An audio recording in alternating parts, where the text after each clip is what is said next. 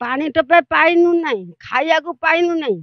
यही मारा पानी की पी की नई पानी की पी की छुआ को पोक जोकर घिंती के आपण रहीनु कमला मल्द की थला पानी चूड़ा चीनी दियासुली मणबती सबू खंजाई बमला गला दिन सरपंच गला दिन ना मुख्यमंत्री गला दिन आमको अनिशा करने ना कौन सी दरब दौनी आमको खाइया जेतेबेले बन्या जल आसीथिला विभिन्न अंचल रे बन्या जल प्रवाहित होइतिला सेथिरे बिंझारपुर अंचल मध्य बाद पड़ी नथिला विशेष करी क्षतिग्रस्त होइतिला बिंझारपुर अंचलर साहाणी साई जाजपुर जिला बिंझारपुर ब्लॉक अधीन जरी पंचायत साहाणी साईर लोक माने बा परिवार जो माने बसवास करुचंती से माने क्षतिग्रस्त होइतिले प्रशासन पक्षरु व्यापक प्रस्तुति हेउथिबा कथा प्रशासन कहितिला पूर्वरु प्रशासन पक्षरु चूड़ा चीनी मुड़ी बिस्कुट आदि बंटा मध्य जाइतिला तेबे वर्तमान पई गत 2 दिन हब अंचल बन्या जल छाड़ी बा बन्या पानी घेरु लोक माने किछि मात्रा रे आश्वस्ति पाइचंती बा मुक्ति होइचंती तेबे साहाणी साईर लोक माने दीर्घ 1 मास धरी बन्या जल घेरे रहिला परे वर्तमान पई साहाणी साईर लोक माने किभଳି भाबे रहिचंती विगत 1 मास मध्य किभଳି जीवन अतिबाहित करथिले एवं सेमाने केउ को सरकारी सहायता पाइचंती एवं सेमानकर सुविधा आउ असुविधा कौन रही चलतु सीधा सड़क पचारि बुझिबा एवं रिपोर्ट देखिबा ग्राउंड जीरो।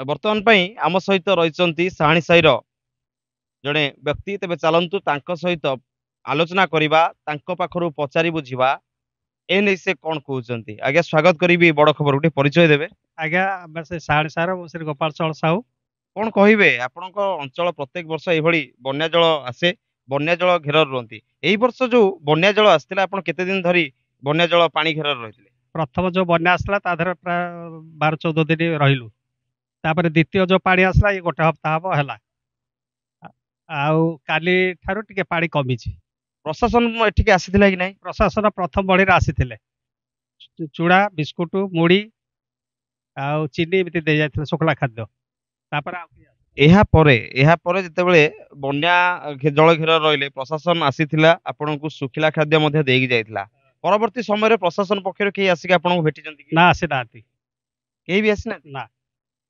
तेबे ए जो बन्या जल हेइतला बन्या जल आसीबार क्षय क्षति कोन हेछि आपन क्षय क्षति आपन त देखिए बारी घर क्षति हेछि तापर विभिन्न गछ बुर्छ पानी पनी परिवा ये क्षति हेछि जमी बाड़ी बिलो बाटे जो चाष जमी कोन केते क्षतिग्रस्त चाष जमी तो पर्यंत किछि हेइ नै किछिटा नष्ट हेछि किछि हेइ अछि आ जो विद्युत समस्या मध्ये आपन अचल रहिछि कोन कहिबे विद्युत आज्ञा देखो एठी हमर पोल दीटा पोल दरकार बहुत दूर लॉन्ग होछि पानी हैला बेलकु सेटा तार तळे सोउछि किंतु दोटी पोल हेले हमकु टिके सुविधा हबो जहाँ शुणुले श्रीजुक्त स्वाई जहाँ प्रतिक्रिया रखुले आज्ञा स्वागत करी बड़ खबर को टे परिचय देवे मु आज्ञा जरी पंचायतर सुमंत मल्लिक घर साणी साई कौन कह जो बन्या आसीथिला आपन अंचल जो बन्या जल घेर केते घर बा केते परिवार रहउछन किंतु आमर परिवार बोलिकी आमे जतिक अछु बाछिंदा है कि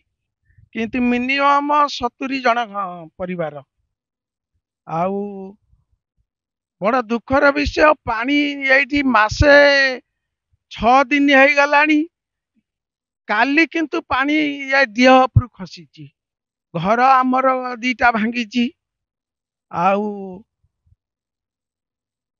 कौन कहमी गाई छेली गोरु पर्यंत सबू असुविधा रे किंतु खाया पिया पाई बहुत हीनस्था चुली रे पानी ଏପର୍ଯ୍ୟନ୍ତ ପ୍ରଶାସନ ବାଲା ଆସିକି ଶୁଖିଲା ମୁଣ୍ଡ ପିଛା ଦେଇଥିଲେ 800 ଚୁଡ଼ା ବିସ୍କୁଟ ପକେଟ 10 ଟଙ୍କିଆ ଆଉ ତାପରେ ଚିନି 200 4 ଜଣଙ୍କୁ ଆଉ ତାପରେ ଆମ ପାଇଁ କିଛି ବର୍ତ୍ତମାନ ପାଇଁ ଆମ ସହିତ ଏଇ ସାହାଣୀ ସାହିର ଆଉ ଜଣେ ମାଉସୀ ରହିଛନ୍ତି। ତେବେ ଚାଲନ୍ତୁ ତାଙ୍କ ପାଖରୁ ପଚାରି ବୁଝିବା ସେ କଣ କହୁଛନ୍ତି। ଆଜ୍ଞା ସ୍ୱାଗତ କରି ବଡଖରୁ ଟିକେ ପରିଚୟ ଦବ। ବାସନ୍ତୀ ମଲ୍ଲିକ। କଣ କହିବେ ଯୋଉ ବନ୍ୟା ଜଳ ହେଇଥିଲା କଣ କହିବେ କିଭଳି ଭାବେ ଆପଣ ବନ୍ୟା ଜଳ ଘେର ଭିତରେ ରହିଥିଲେ କିଭଳି ଜୀବନ ଅତିବାହିତ କରୁଥିଲେ ଏଇ ଯୋଉ ମାସେ କାଳ ଆପଣଙ୍କ ଅଞ୍ଚଳରେ ଯୋଉ ବନ୍ୟା ଜଳ ରହିଲା କିଭଳି ଭାବେ ଜୀବନ ଅତିବାହିତ କରୁଥିଲେ? ପାଣି ଟୋପେ ପାଇନୁ ନାହିଁ, ଖାଇବାକୁ ପାଇନୁ ନାହିଁ। ଏଇ ମାରା ପାଣିକି ପିଇକି ନଈ ପାଣିକି ପିଇକି ଛୁଆଙ୍କୁ ପୋକ ଜୋକରେ ଘିନ୍ତିକି ଆପଣ ରହିନୁ। ରହିଲା ଭିତରେ ଏପର୍ଯ୍ୟନ୍ତ କିଛି ଆମକୁ ସାହାଯ୍ୟ ଦେଇନାହାନ୍ତି। ଆଉ ଆମେ ତ ତା ଦେହରେ ରହିଛୁ ଏଇ କାଦୁଅ ପାଣିରେ ପାଣି ଟିକେ ପାଉନୁ ପିଇବା ପାଇଁ। କମଳା ମଲ୍ଲିକି ଥିଲା ପାଣି ଚୁଡ଼ା ଚିନି ଡିଆସୁଲି ମହଣବତୀ ସବୁ ଖଞ୍ଜେଇଥିଲା। କମଳା ଗଲା ଦିନରୁ ସରପଞ୍ଚ ଗଲା ଦିନୁ ନା ମୁଖ୍ୟମନ୍ତ୍ରୀ ଗଲା ଦିନରୁ ଆମକୁ ଅନିଶା କରୁନି ନା କୌଣସି ଦରବ ଦଉନି ଆମକୁ ଖାଇବା ପାଇଁ। ପ୍ରଶାସନ ପକ୍ଷରୁ ଯୋଉ ବ୍ଲକ ପ୍ରଶାସନ ଅଛି ବିଞ୍ଝାରପୁର ବ୍ଲକ ପ୍ରଶାସନ ପକ୍ଷରୁ କିଏ ଆସି କଣ ଦେଖା କରୁନାହାନ୍ତି? ନା କେହି ଆସିନାହାନ୍ତି, ବ୍ଲକରୁ ବି କେହି ଆସିନାହାନ୍ତି। କିଏ ନେତା ନେତ୍ରୀ ଆପଣଙ୍କ ପାଖରେ ଆସି ପହଞ୍ଚନ୍ତି କି? ନା କେହି ଆସିନାହାନ୍ତି, ଆମ ଦୁଆରକୁ କେହି ଆସିନାହାନ୍ତି। ଯେତେବେଳେ ନୂଆ ସରକାର ହେଇଛନ୍ତି ସେ ନିଜକୁ ଲୋକଙ୍କ ସରକାର ବୋଲି କହୁଛନ୍ତି। ଲୋକଙ୍କ ସରକାର ଲୋକମାନଙ୍କ ପାଇଁ ଏଇ ଯୋଉ ସରକାରଙ୍କ ପକ୍ଷରୁ ଆପଣଙ୍କୁ କିଛି କଣ ସାହାଯ୍ୟ ମିଳିନି? କିଛି ମିଳି ନାହିଁ ନା କେହି ଆସିନାହାନ୍ତି। ଚୁଡ଼ା ମୁଠିଆ ମୁଠିଆ ଚୁଡ଼ା ଦେଇକି ଯାଇଛନ୍ତି, ତା ଛଡା ଆଉ କିଛି ନାହିଁ। ଚୁଡ଼ା ବିସ୍କୁଟ ମୁଢି ଚିନି ଏଗୁଡା ସବୁ ଦିଆଯାଇଥିଲା। ସେଇଆକୁ ବା ଦେଇକି ଯାଇଛନ୍ତି। ବିସ୍କୁଟ ପକେଟିଆ ନକା ଚିନି 2ଟା ନକା ଚୁଡ଼ା ମୁଢି ପକେଟିଆ ନକା ଆ ଛଡା ଆଉ କିଛି ମିଳିନାହିଁ। ଆଉ ତ କେହି ତ ଆମ ଦୁଆରେ ମାଟି ମାଡ଼ି ନାହାନ୍ତି ନା ବିଲକୁଲ ବନ୍ୟାରେ ଦେଖାଯାଇନି ନା ଡଙ୍ଗା ଖଣ୍ଡେ ଟିକେ ଦେଲେ ନା ଆମେ ତ ହୀନସ୍ତା ରହିଛୁ ପୋକ ଜୋକରେ ଛୁଆ ପିଲାଙ୍କୁ। ପୂର୍ବ ସମୟରେ କଣ ଡଙ୍ଗା ଆପଣଙ୍କୁ ଦିଆଯାଇଥାଏ? ହଁ ଡଙ୍ଗା ଆସେଇ ଡଙ୍ଗା ପାଣି ଟିକେ ନାଗିଲା ବେଳକୁ ଆମ ଦୁଆରକୁ ଡଙ୍ଗା ନଗେଇବ।